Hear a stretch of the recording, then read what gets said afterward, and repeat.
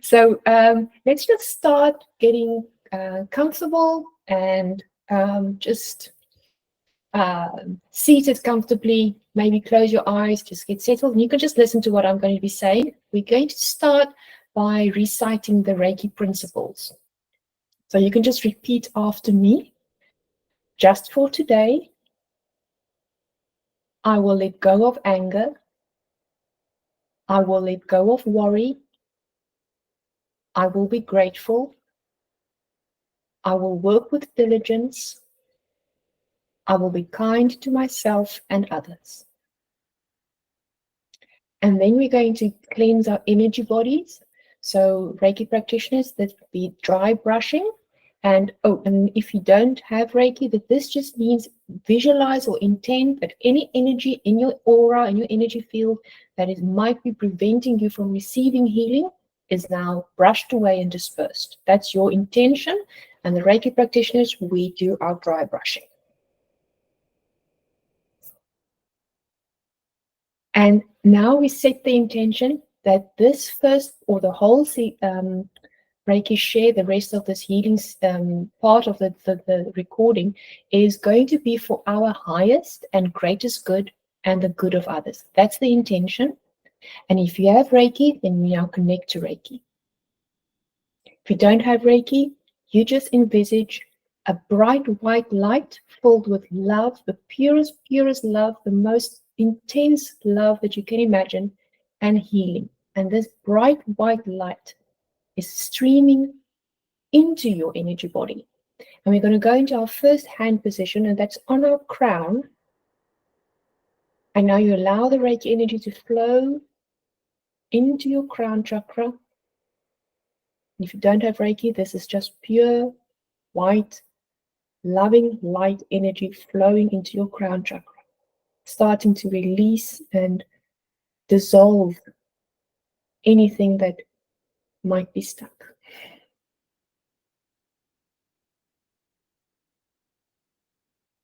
And we're just going to do this for 2 minutes.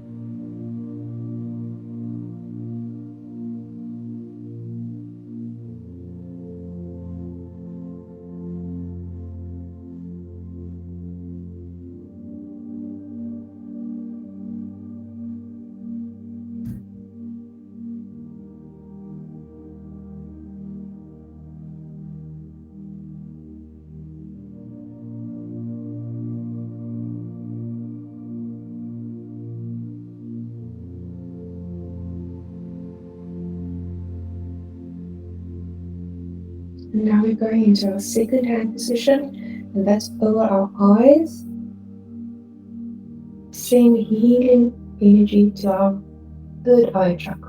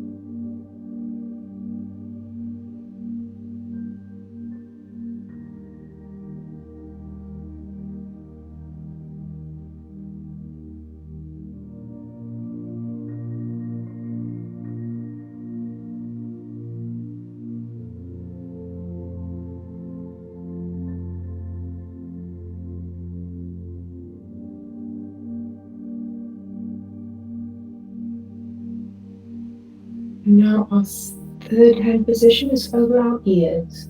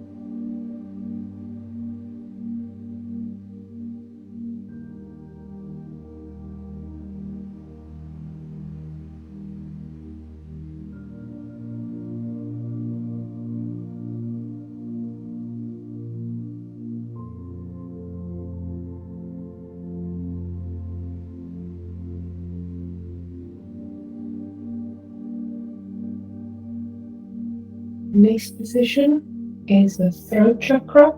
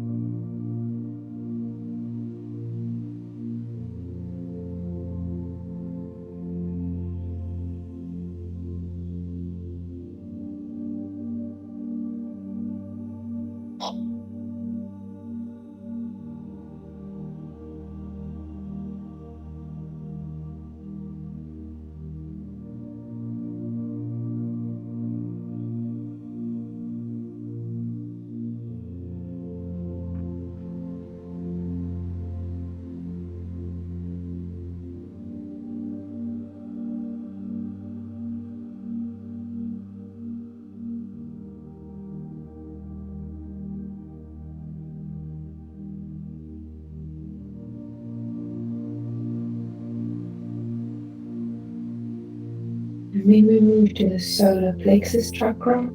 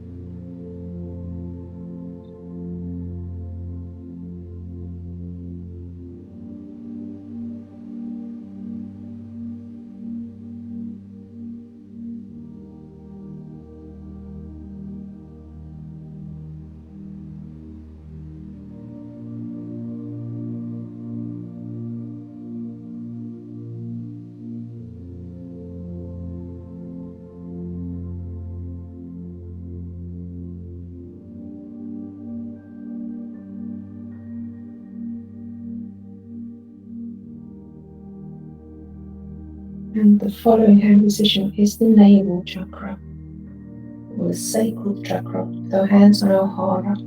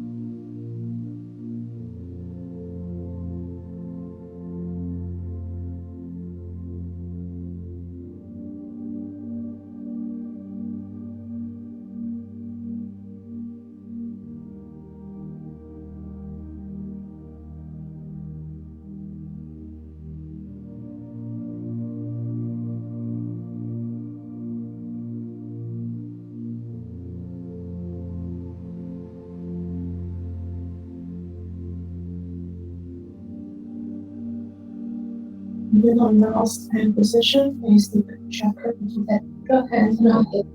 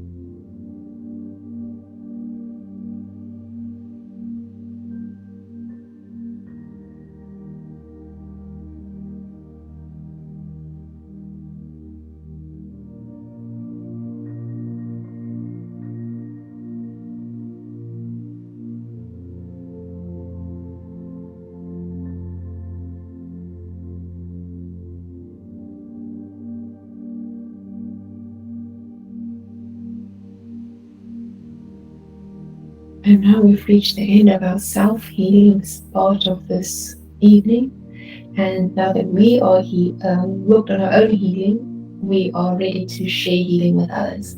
And for that, those who don't have Reiki, you now sit back and relax and just receive the healing. And even if you do have Reiki and you think, "Hey, you know what, this evening I just want to receive some healing," then you do that too. So we are going to continue to, we are still connected to Reiki, and then we just envisage a field of people standing in a beautiful green meadow, lots and lots of massive people, and there's a big ball of Reiki energy, bright white light above them, and hundreds of little strands of Reiki going to everyone that's standing in this meadow. and they're receiving the healing that they need when they need it, and it's being on emotional, mental, physical, spiritual level, and it's always for the highest and greatest. And of course, we are also sending healing to the others on the school who are alive. And, and there I can feel beautiful heat starting to flow. If you've got Reiki too, you can use symbols for this as well. We're not just going to be sending Reiki to everyone on the call, and anyone who might in the future watch this video back, that they can also receive it. We're going to do this for about 5.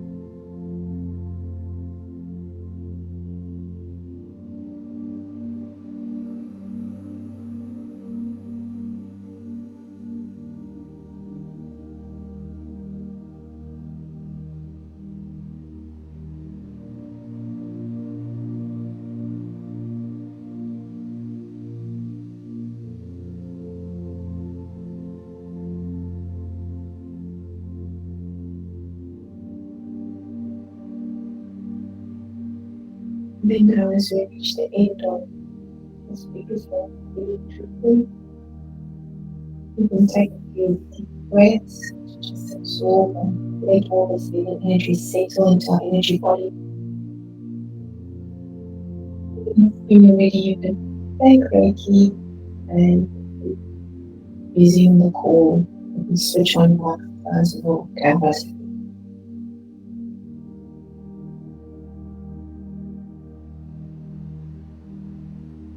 Yeah, how was that? How do you feel? Warm. Mm. Ja, Teresa. uittrek. So maybe there is something to be said for this. The effect is squared, right? If it's this is the biggest group of people we've had on the call. So with 9 people sending healing to other 9 healers, and like it's toing and froing and multiplying. Yeah. It's just so lovely to have all of you here and just see you all together in one space. It's just so cool. Just love it. And you know how I usually have a little topic that we talk about. So today I was thinking I wanted to mention something about. Let me just get my notes. Because I can go off topic, you know. um, we know we've got the Reiki principles, right? So the 5th Reiki principle, be kind to myself and others. And I was giving some thought, and I wanted to talk about this again. I think last time we also talked about self-care and putting yourself first, and all healing is self-healing. And that really is, I think, like this is the theme for all the things that we do. But if you're going to be kind to yourself, kindness to yourself can look, there's so many ways that you could be kind to yourself. But I wanted to ask you, when last did you ask for help? Because asking for help is being kind to yourself. And I see Teresa's like, oh, hell, she didn't just ask that question. Yeah, asking for help because if you think being kind to others is offering help to them, right? So that's us being kind to them. So asking for help is actually giving them the opportunity to show kindness. And you are being kind to yourself when you ask for that help. Now, when like 2016, 2017, when I had those big surgery to my feet, so I was in a cast on my right foot for 6 weeks or 8 weeks. I can never remember which one of the two. The cast was either for 6 or 8, and then I was on crutches for the other number, the 6 or 8.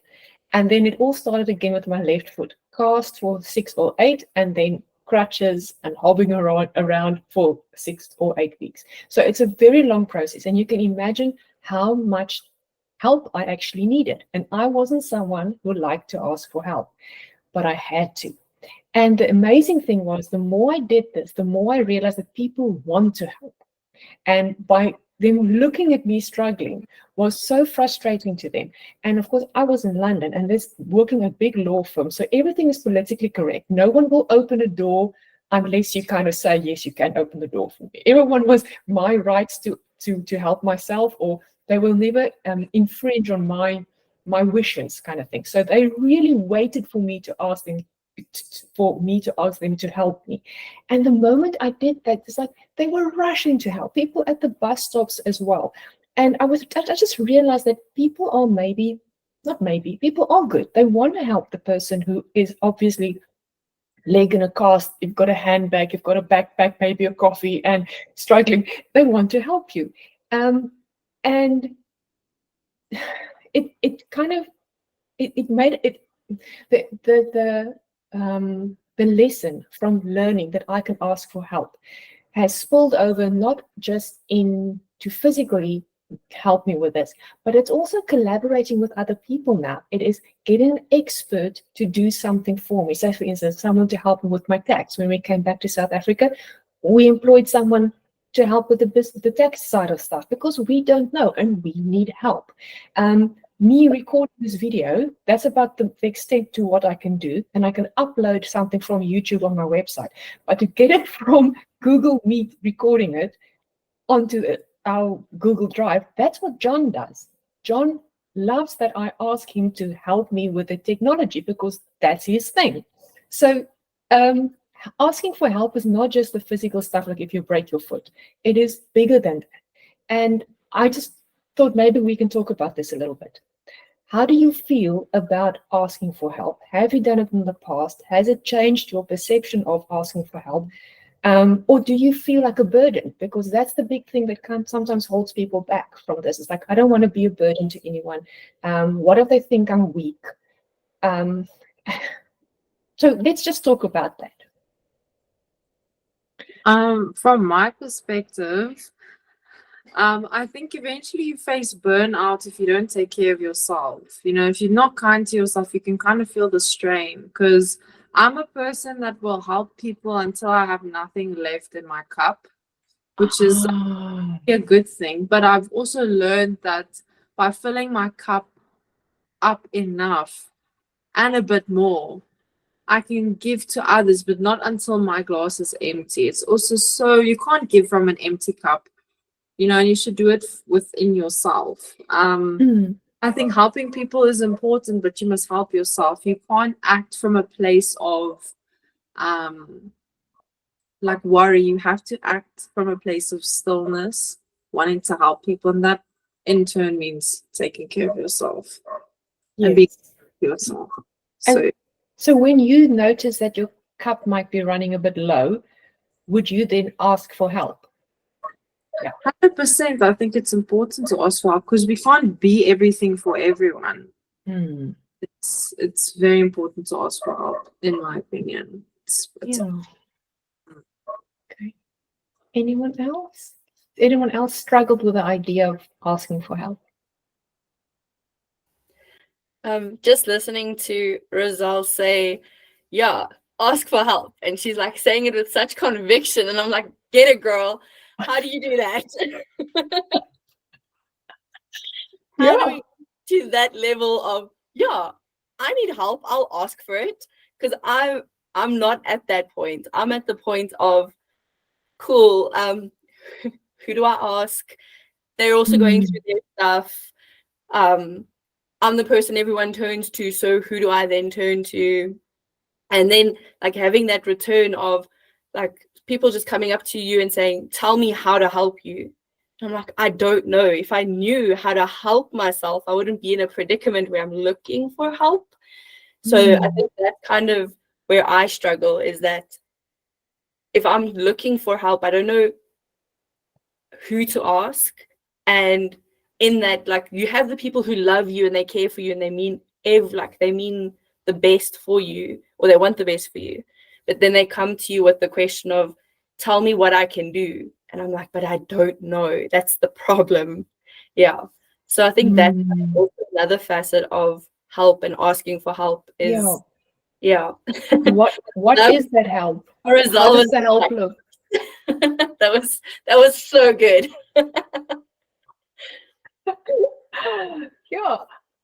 It's an interesting one because it's if you are struggling, it feels overwhelming. It's like I just know what's going on in front of me is what I don't want, and I think it's happened to me as well. But it is kind of taking the step back and kind of imagining maybe how I want to feel, how I want the situation to look, and kind of working your way back. So what would I need? I need more time, or maybe I need someone to just take the load of something away from me so I can focus on that one thing. If there's too many things going on, someone just help me take away one of those things. It's almost seeing the end result and working your way back. That's how I can think of it. It's like, I just know I need help and I don't know what. I want to feel better. Make me feel better. If that means make me a cup of coffee, or if that means giving me a sick note and say you don't need to go to work tomorrow, what do I need to feel better? Cornelia, you switch on your video. Is that because you wanted to say something? But yes, I was thinking of that. Sometimes it is only that, somebody making you a cup of tea or coffee. That's already a help. I know. I think with Cornelia's trying to say is the small things. It just makes you feel not so lonely, and someone is being kind to you. Maybe sometimes the kindness, if kind of coming back to Reiki principles, you just want someone to be kind to you. Because I think, like Roselle was saying, if you are doing so much for everyone else, it means you are showing kindness, and you're showing kindness, and you're showing kindness. And someone just to be kind to you will be the help that maybe that you need. For me, I think a good receiver will be a good giver. So I think if we know how to receive, we can give. That's a So very good point. I think that's a very good principle for us to learn is we give and we give and we give, but we don't want to receive. So let us become a good giver and a good receiver, because then our cup will remain full. Yeah, that's very good. Yeah, because I could see that when I was like literally like with the foot surgeries. The moment someone helped me, and I was obviously grateful, it was like they shone. They were so happy that they could help, and me saying thank you was for them now going to say, "Oh, I helped someone," and they were so appreciative. It's like this huge ripple of good feelings that happen. But it all started because I allowed someone to be kind, right? So I was a receiver, and in the same moment of receiving, you were actually giving. You're giving them the opportunity. Yeah, what Elise was she saying? Elise was saying, I think it's important to allow others to help us when we need help. We can't give when we have nothing to give. It's important to reach out to those willing to help. Exactly. Exactly. Yeah. Thank you, guys. Does anyone have any tips for this, or how to break into being okay with asking help for help? If that, like, if you now need to develop that habit of saying it's okay to help, to ask for help, how would you go about doing it? Any tips? Roselle? You can go. No, I don't know if I have any tips because I'm still learning myself. I mean, I think it's just being in tune with yourself and how you're feeling, and eventually you are acting from the place where, you know, it's kind of like a survival mode thing, which you shouldn't be getting to in general. Like, you shouldn't be getting to the point where, like, okay, I need to ask for help now. So I think developing the relationship with your body and also like with yourself, I think it's good to be in tune with yourself, because then you'll know how to ask for help. Like, I think intention is very important. So if you, even if someone just offers help, sometimes that somehow helps you as well. You're like, no, it's okay, but thank you for. So sometimes that, like, if someone offers something, you know, we have the right to say yes, because we feel like we live to serve, but we must receive in return. That's how I feel. So no tips from me. I'm still learning myself. I'm just saying yes. Someone says I'm just like, yes, please help me. I don't know. I'll tell you later, but I know what you mean. And you know what? I actually think vulnerability, I think, is coming in here, is admitting that we can be vulnerable. Because if you're saying, I need help, it means you're not strong. And I think sometimes for women especially, we think we need to be strong. We need to show we are equal to men and all those things. And that might also be playing a role. Or maybe you're just used to always being the strong one, used to being the one that runs the household. If you're a single mom, you're supposed to be, yeah, the strong one, the one that everyone comes to for help. But then now to shift that and say, okay, I'm going to be vulnerable here and say, I need help. And maybe that's where Reiki self-treatments can come in, because there might be some underlying beliefs or habits or things that are causing us to feel that we can't be vulnerable and be open. That's like a heart chakra thing, right? Being open to others to come in and allow them to help. Maybe we've come to the answer that we need to we need to receive in order to give. And like Zaytun was saying, a good receiver is a good giver. So you can only be as good a support to others as you allow yourself to be supported. Maybe that is the summary of all of this, right? Elise was saying, by Yes. asking for help, we are also conveying the message to the person we are asking that they are worthy to help us. Oh, mic drop, Elise. That's, yeah, yes. That's I very, love that. yeah. Mm. My thing is kind of unrelated. I feel like there's been a big shift. I don't know if like the healers are feeling it, but like there's been like a big shift. I don't know, lately, like I've been more in tune with my intuition, and everyone getting sick kind of. I know lots of the people in the healing communities and like the medicine woman or whomever it may be, they're kind of like feeling it. I don't know if anyone else is feeling it, but I've been feeling it quite a lot. Some just like I don't know. I don't know. I'm very in tune with like my intuition lately. Like I'll think of someone and they walk in, and I'll think of this person and they'll phone me. Maybe I'm in tune, but I just feel like something is like shifting. I'm not too sure. I'm not too sure. Maybe I'm going a bit like No. No, I mean, if you're feeling the shift, then maybe you're the one shifting. Then I think don't disregard that. If there's a pattern forming, then that is for you 100%. I went through something with my husband as well last month. It was April. People we spoke to, they also said things for them are shifting. It does tend to happen with pockets of people, I think, at the same time feel the same things. No, I don't. I think don't question it. It's a sign of ascension. Like things are vibrating higher, you are on a different level, and it's just happening for you now. And maybe in your crowd it is, but yeah, that's a wonderful thing. Yeah, yeah, definitely. very interesting. It does go in cycles, and I'm not hugely into astrology, apart from the fact that I do these on the new moon. You would think it's a nice idea. And I kind of have a rough idea of my own star sign and things. But if you look into astrology, a lot of the times people say certain planets are aligning, certain things are going on, and then there's a huge energy change happening globally. So I think if you're feeling it, it's real. Yeah. I kind of agree with Rizal. I've labeled it more as a magnification, or like it's almost like it's more precise. Like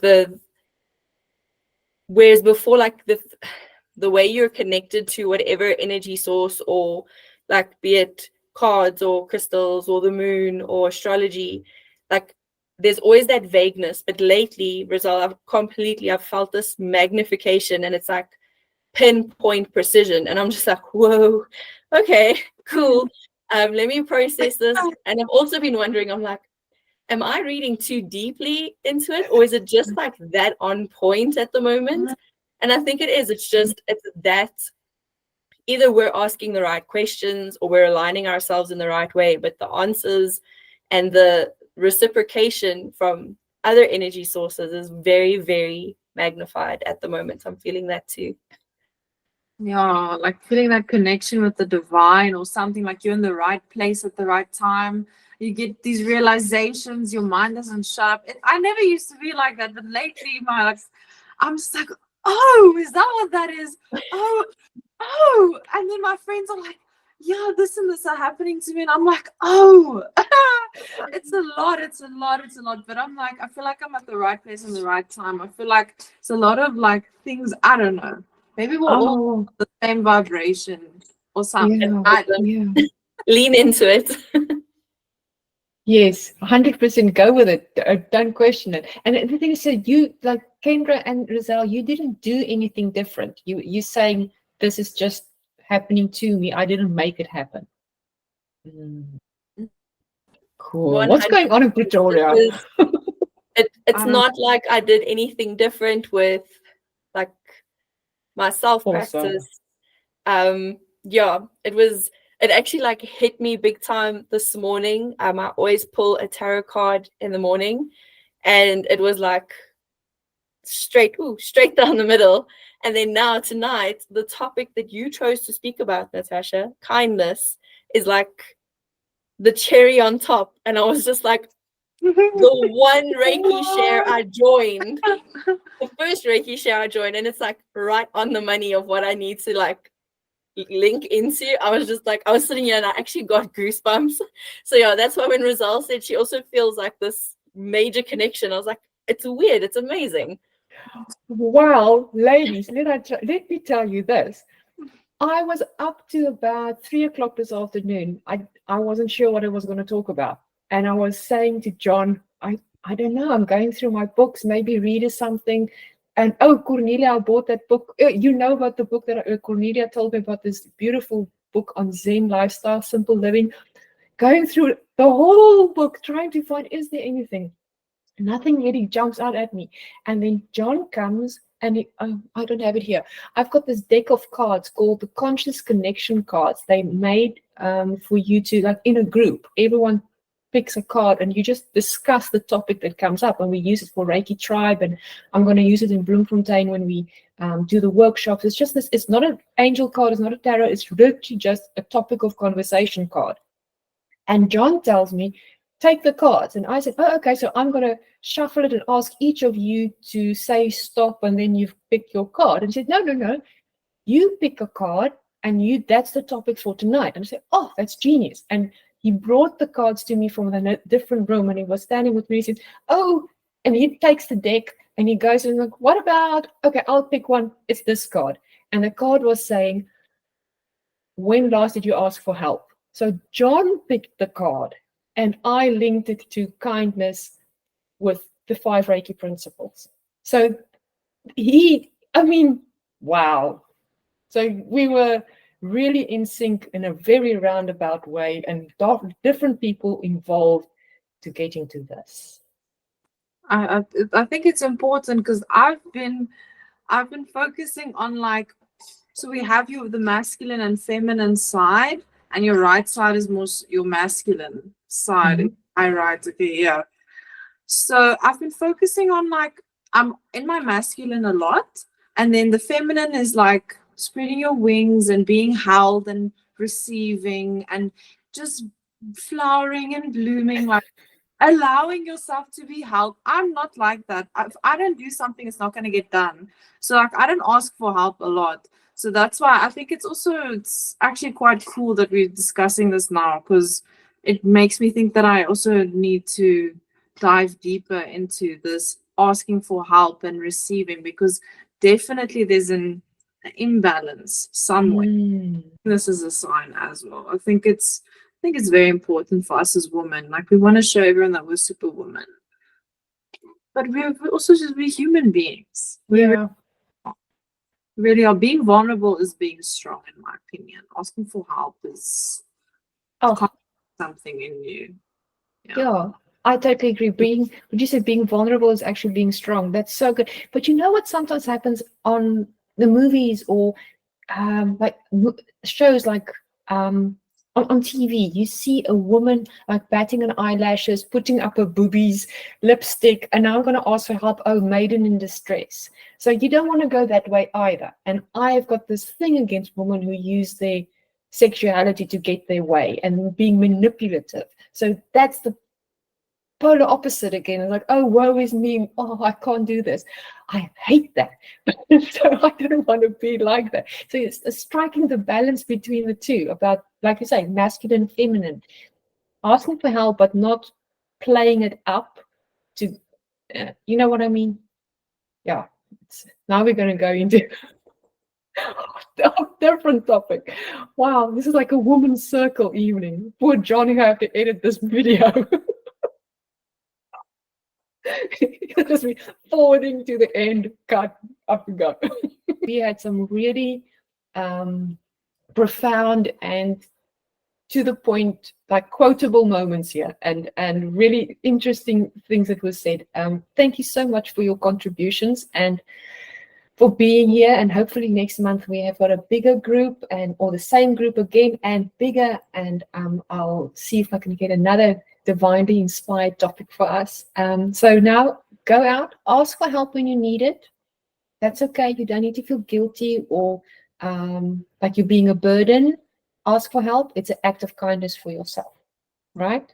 You are being kind to yourself. Mikao Usui says, you've got to be kind to others and yourself.